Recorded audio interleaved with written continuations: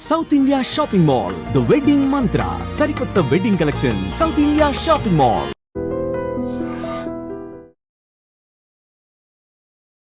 ప్రేక్షకులకి మీ రామచంద్రమూర్తి నమస్కారాలు.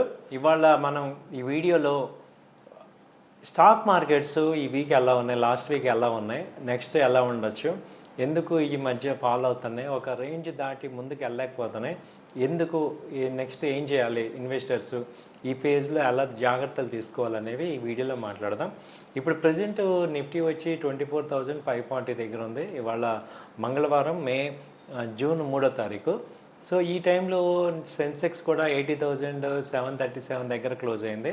సో ఇప్పుడు ఏంటి, అలాగే బ్యాంక్ నిఫ్టీ తీసుకుంటే 55,900 55,600 దగ్గర క్లోజ్ అయింది. ఇదేంటంటే గత 10 సెషన్స్ నుంచి చూసుకుంటే 25,100 200 దాకా వెళ్ళి మళ్ళీ 24,200 దగ్గర సపోర్ట్ తీసుకుంటుంది. సో ఇది ఒక బ్రాడ్ రేంజ్గా ఇక్కడ 500-600 పాయింట్ల మధ్య మూవ్ అవుతుంది. ఎందుకంటే ఎటువంటి ట్రిగ్గర్స్, పాజిటివ్ ట్రిగ్గర్స్ కనపడట్లేదు. అలాగే ఏప్రిల్ చాలా పాజిటివ్ వచ్చింది. అలాగే తర్వాత మే నెల తీసుకుంటే అంత కన్సల్టేటెడ్ 2% మాత్రమే పెరిగింది. సో ఇప్పుడు ఆల్మోస్ట్ పీక్స్ లెవెల్స్లో వచ్చినట్ట, ఇక్కడ నుంచి మళ్ళీ రిట్రేస్మెంట్ అవుతుందా, ఏ ప్రెషర్ నడుస్తుంది అనేది చూసుకుంటే మనకి ఇంటర్నేషనల్గా అయితే కొంత భయాందోళనలు వస్తున్నాయి. కానీ డొమెస్టిక్గా తీసుకుంటే పాజిటివ్స్ ఎక్కువ కనపడుతున్నాయి. ఎందుకంటే ఇక్కడ ఎర్లీ మాన్సూన్స్ వచ్చాయి, అవి ఒక కన్సిస్టెంట్ మాన్సూన్స్లా కనపడుతున్నాయి. ఆ తర్వాత తీసుకుంటే ఇక్కడ ఈ రెపో రేట్ 2 సార్లు తగ్గించారు, రేపు శుక్రవారం కూడా తగ్గచ్చు అనే ఛాన్స్ చెప్తున్నారు. ఆ తర్వాత తీసుకుంటే మనకి ఇప్పుడు భారత్ వచ్చి 4th లార్జెస్ట్ ఎకానమీగా వచ్చింది. ఆ తర్వాత జీడిపి 7.4 ఉంది, గ్రోత్ రేట్ కంటిన్యూగా ఉంది. సో రెపో రేట్ తగ్గుతున్నాయి. సో అలాగే జాబ్ ఆపర్చునిటీస్ పెరుగుతున్నాయి. సో ఇవన్నీ చూసుకుంటే ఏంటంటే అలాగే ఎఫ్ఐఎస్ ఎక్కువ మంది బయింగ్ చేస్తున్నారు, ఎక్కడ కూడా సెల్లింగ్ జరగట్లేదు. అలాగే ఫారిన్ డైరెక్ట్ ఇన్వెస్ట్మెంట్స్ బాగా వస్తున్నాయి. కాబట్టి ఇవన్నీ ఏంటంటే మనకి పాజిటివ్ ట్రిగ్గర్స్ కిందే కనపడుతున్నాయి. సో కాబట్టి ఏంటంటే మనము మార్కెట్స్ ఒక పక్క ఈ వర్షం తీసుకుంటే, రెండో పక్క ఏంటంటే మొన్న ఏప్రిల్ నుంచి కూడా ర్యాలీ బాగా వచ్చింది. కాబట్టి చాలామంది ఇక్కడికి వచ్చేపాటికి కొంత భయాందోళనకు గురవటం కామన్. సో వాళ్ళందరూ ఏం చేస్తున్నారంటే కొంత ప్రాఫిట్ బుకింగ్ లాగా బుక్ చేసే అవకాశాలు ఈ గోల్డ్లో కనపడుతున్నాయి. సో కాబట్టి ఏంటంటే ప్రాఫిట్ బుకింగ్ ఈ స్టాక్ మార్కెట్లో షేర్స్ మీద కొంత ప్రాఫిట్ బుకింగ్ చేస్తున్నారు. అవి మళ్ళీ డౌన్ అయ్యాక, అండర్ వాల్యూకి వచ్చాక మళ్ళీ అవే షేర్స్ బయింగ్ అవుతాయి. కాబట్టి ఇప్పుడు మనం చేయాల్సిన స్ట్రాటజీ ఏంటంటే సెలెక్టివ్ కంపెనీస్లో బై అండ్ డిప్స్ లాగా చేసుకోవచ్చు. ఇప్పుడు ఈ ర్యాలీలో బాగా పర్ఫామ్ చేసిన సెక్టార్స్ ఏంటి అని చూసుకుంటే మనకి మెయిన్ డిఫెన్స్ సెక్టర్ బాగా పర్ఫామ్ చేస్తుంది. ఇంకా ఇది కంటిన్యూ కూడా అయ్యే అవకాశాలు ఉన్నాయి డిఫెన్స్ సెక్టర్. ఎందుకంటే ఈ ఆపరేషన్ 2 సింధూర్ చూశాక మన యొక్క భారత యొక్క అమ్యూనిటీస్ ఒక వాల్యూ ఏంటి, వాళ్ళు డొమెస్టిక్ ఇండిజినియస్గా ఎంత తయారు చేస్తున్నారు అనేది ప్రపంచ దేశాలు అన్నిటికీ అర్థమైనాయి. కాబట్టి ఇప్పుడు 100 కంట్రీస్ నుంచి కూడా మన ఇండియాకి ఆర్డర్స్ వస్తున్నాయి. ఎందుకంటే ఇప్పటిదాకా రష్యా కానీ, యుఎస్ఏ కానీ, ఫ్రాన్స్ కానీ, యూకే కానీ, జర్మనీ కానీ వీళ్ళే తయారు చేస్తున్నారు, చైనా కానీ. ఇప్పుడు వాళ్ళతో పాటు పోటీగా మనం కూడా తయారు చేస్తున్నాం. కాబట్టి వాటికి ఎక్కువ గిరాకీ వచ్చింది. కాబట్టి మనం ఒక క్వాలిటీ ఇస్తున్నాము, at the same time prices కూడా రీజనబుల్ ప్రైసెస్ ఉంటాయి. కాబట్టి ఇప్పుడు మన డిఫెన్స్ సెక్టార్లో తీసుకుంటే ఇది ఒక ఛాన్సెస్ బాగా కనపడుతున్నాయి.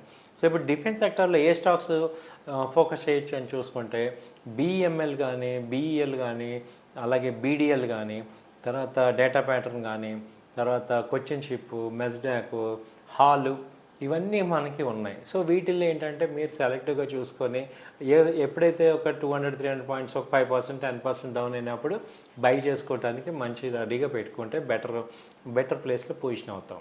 తర్వాత బాగా పెరిగిన సెక్టార్స్ చూసుకుంటే బ్యాంకింగ్ సెక్టర్ బాగా లీడ్ అయింది. బ్యాంకింగ్ సెక్టర్లో హెచ్డిఎఫ్సి బ్యాంక్ కానీ, ఐసిఐసిఐ కానీ, యాక్సిస్ కానీ, ఇవన్నీ బాగా, కోటక్ బ్యాంక్ బాగా లీడ్ అయినాయి.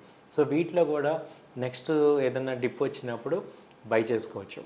ఆ తర్వాత చూసుకుంటే ఈ ఆటోమొబైల్ సెక్టర్, ఆటోమొబైల్లో మేజర్గా ఏంటంటే టూ వీలర్స్లో ఈవీ వచ్చాయి, ఎలక్ట్రికల్ వెహికల్స్ వచ్చాయి. కాబట్టి టీవీఎస్ మోటార్ కానీ అలాంటి ఏమున్నాయో ఆ కంపెనీలు బాగా పెరుగుతున్నాయి.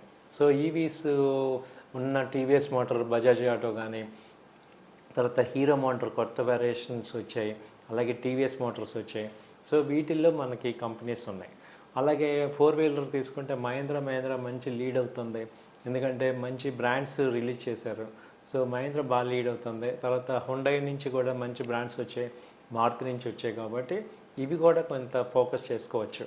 ఆ తర్వాత బాగా సెక్టార్ ఇప్పుడు నెక్స్ట్ గ్రో అవుతున్న సెక్టార్స్ ఏమున్నాయి, నెక్స్ట్ చార్ట్స్లో బాగా పీక్స్కి వెళ్తున్న సెక్టార్స్ చూస్తే ఈ యొక్క రియాలిటీ సెక్టార్స్ కనపడుతున్నాయి.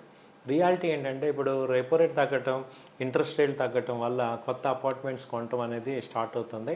దాంతో ఏంటంటే ప్రెస్టేజ్ కానీ, లోదా కానీ, డిఎల్ఎఫ్ కానీ, బ్రిగేడ్ కానీ, ఈ యొక్క ఏమేమి గోద్రేజ్ ప్రాపర్టీస్ ఇవన్నీ కూడా కొంచెం లైమ్ లైట్లోకి వస్తున్నాయి, కాబట్టి ఈ కంపెనీస్ కూడా మీరు చూసుకోవచ్చు.